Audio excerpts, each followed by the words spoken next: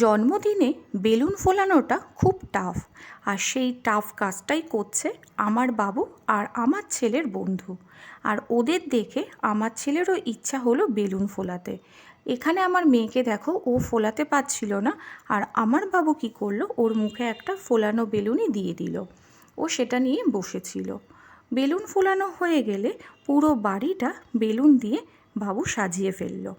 সাজানোর পর বাড়িটা খুব ভালো লাগছিল দেখতে। আর এখানে দুই মাকে দেখো গল্প করছে, আর তার সাথে চলছে আমার মেয়ের সাথে ইয়ার্কি। সব মিলিয়ে জন্মদিনটা খুব জমে উঠেছিল।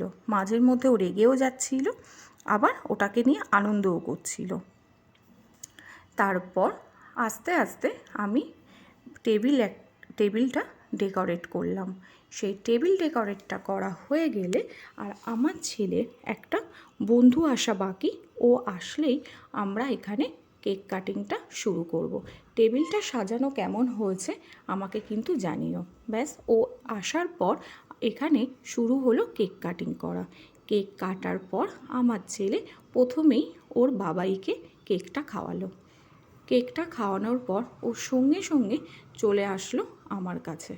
তারপর একে একে সবাইকে, ওখানে যারা ছিল সবাইকেই কেকটা খাওয়ালো।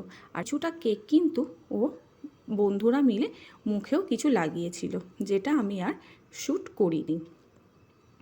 তারপর এখানে একটা বেলুন আছে, সেই বেলুনের মধ্যে কিছুটা লজেন্স দিয়ে দিয়েছিলাম। তারপর ওরা বেলুনটা ফাটিয়েছে। লজেন্সগুলো যেই নিচেই পড়লো, সবাই মিলে লজেন্স কুড়াতে ব্যস্ত হয়ে গেল। ব্যাস, তারপর ওরা খাওয়া দাওয়া শুরু করে দিল চারজন মিলে। আর এইভাবেই ও জন্মদিনটা